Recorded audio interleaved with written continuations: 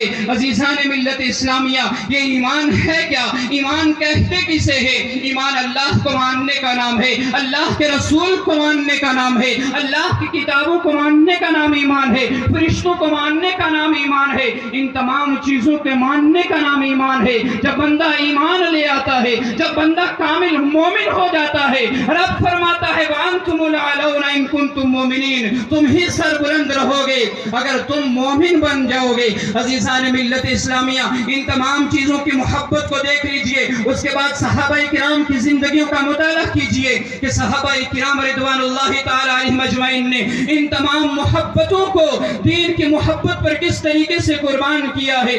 سب سے پہلے وطن کی محبت ہوتی ہے، ہر انسان اپنے وطن سے بہت محبت کرتا ہے، لیکن جب ایمان کی بات آ جاتی ہے، جب دین کی بات آ جاتی ہے، انسان اپنے وطن کی محبت کو قربان کرتا ہوا نظر آتا ہے۔ اللہ کے پیارے حبیب صلی اللہ تعالی علیہ وسلم مکہ مکرمہ کے اندر پیدا ہوتے ہیں۔ آپ کے صحابہ کرام کے درمیان جب اللہ کے پیارے حبیب علیہ السلام دین اسلام کی دعوت دینا شروع کرتے ہیں، جب توحید کی دعوت دینا شروع کرتے ہیں، کفار مکہ نے آپ کو پریشان کیا۔ جب رسول اللہ علیہ السلام نے دیکھا یہاں ہمارے اوپر زندگی تنگ ہو رہی ہے، ہمیں دین اسلام کی تبلیغ کے لیے پورے انتظامات نہیں ہیں، اللہ کے پیارے حبیب علیہ السلام اپنے جانثاروں کو حکم دیتے ہیں تم حبشہ کی طرف ہجرت کر کے چلے جاؤ۔ اللہ کے پیارے حبیب علیہ السلام اپنے جانثاروں کو حکم دیتے ہیں تم مدینہ طیبہ کی طرف جو ہے ہجرت کر کے چلے جاؤ، اور خود اللہ کے پیارے حبیب صلی اللہ تعالی علیہ وسلم اس ایمان کو بچانے کے لیے، اسلام کو بچانے کے لیے اپنے وطن عزیز مکہ مکرمہ کو چھوڑ کر مدینہ طیبہ کی طرف ہجرت کر کے چلے جاتے ہیں۔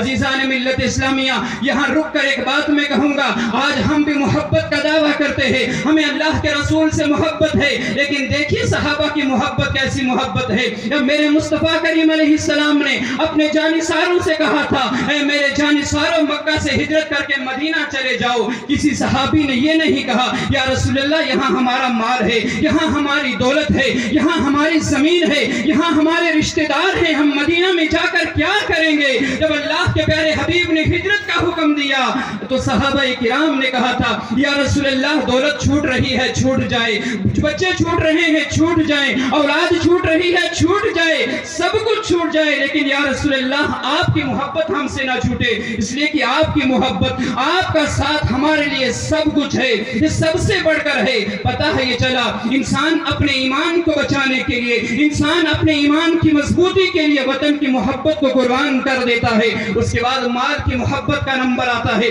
آئیے اللہ کے پیارے صحابہ کی بارگاہ میں چلتے ہیں۔ جب میرے مصطفیٰ کریم علیہ السلام نے اپنے صحابہ سے کہا ہمیں دین اسلام کی تبلیغ کے لیے، ایمان کی مضبوطی کے لیے آپ کے مال کی ضرورت ہے، صحابہ کرام نے اپنے تمام اموال کو اللہ کے رسول کی بارگاہ میں حاضر کر دیا تھا۔ صرف ایک واقعہ بیان کر کے میں آگے بڑھنا چاہوں گا۔ سیدنا صدیق اکبر رضی اللہ تعالی عنہ یہ جلیل القدر صحابی ہیں، اللہ کے پیارے حبیب علیہ السلام کے خلیفہ اول ہیں، حضرت عمر فاروق رضی اللہ تعالی عنہ یہ خلیفہ ثانی ہیں۔ ایک مرتبہ اللہ کے پیارے حبیب علیہ السلام نے اپنے صحابہ سے کہا تھا اے میرے صحابہ ہمیں دین اسلام کے لیے مال کی ضرورت ہے، دولت کی ضرورت ہے۔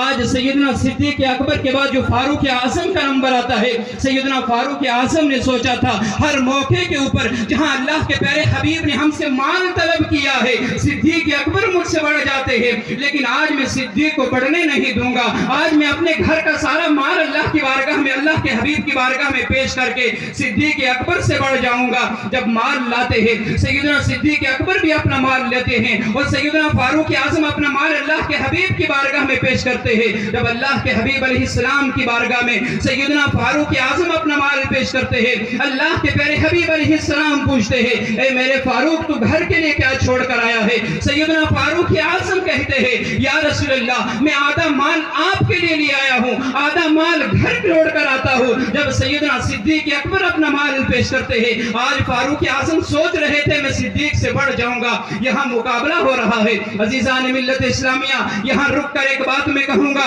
یہ صحابہ کرام بھی مقابلہ کر رہے ہیں، لیکن किस चीज का मुकाबला हो रहा है। आज हम भी मुकाबला करते हैं। हमारा मुकाबला किस चीज का होता है? हमारा मुकाबला ये होता है कि हमारे पड़ोसी ने अगर एक मंजिल मकान बना लिया है, हमारे 2 मंजिल होनी चाहिए। हमारे पड़ोसी के पास अगर 3 लाख की गाड़ी है, हमारे पास 5 लाख की गाड़ी होनी चाहिए। अगर हमारे पड़ोसी के पास 1 लाख रुपया है, हमारे पास 2 लाख होनी चाहिए। हम इन चीजों में मुकाबला कर रहे हैं, हम इन चीजों में आगे बढ़ने की कोशिश कर रहे हैं, लेकिन अल्लाह के प्यारे हबीब के सहाबा किन चीजों में मुकाबला कर रहे हैं। जब सैयदना सिद्दीक अकबर ने अल्लाह के महबूब की बारगाह में अपना माल पेश किया, मेरे मुस्तफा करीम अलैहिस्सलाम ने पूछा, सिद्दीक घर के लिए क्या छोड़ कर आए हो? सैयदना सिद्दीक अकबर कहते हैं, या रसूलल्लाह, सारा माल आपकी बारगाह में पेश कर दिया है, घर अल्लाह और अल्लाह के रसूल को छोड़ कर आया हूं।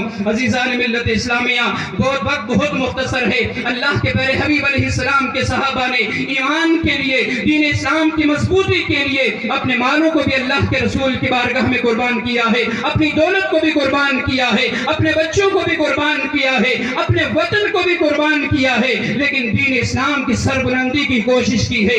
इसलिए जरूरत आज इस बात की है, आज जो हमारे मुआशरे के अंदर बुराइयां बढ़ रही है, मैं आखिरी बात कहकर रुखसत हो जाऊंगा। मुआशरे की इस्लाह के लिए हम जलसे भी करते हैं, बड़ी बड़ी बातें करते हैं, लेकिन मुआशरे की इस्लाह कैसे होगी? मुआशरा कहते किसे है? मुआशरा ये इंसानी अफराद के इज्तिमा को कहते हैं, जहां बहुत सारे लोग जमा हो जाते हैं, उसी को एक मुआशरा कहते हैं। मुआशरे की इस्लाह के लिए जरूरत इस बात की है, हर इंसान अपनी फर्दन फर्दन इस्लाह करे, अपने घर से इस्लाह करे, अपने घर के अंदर दीनी माहौल कायम करे। जब हर शख्स अपनी इस्लाह करेगा, हमारे मुआशरे की भी इस्लाह होगी। मैं अल्लाह रब्बुल इज्जत की बारगाह में दुआ करता हूँ, परवरदिगार आलम आज की इस इस्लाह मुआशरा कॉन्फ्रेंस को कामयाब फरमाए और इसके सदके में अल्लाह रब्बुल इज्जत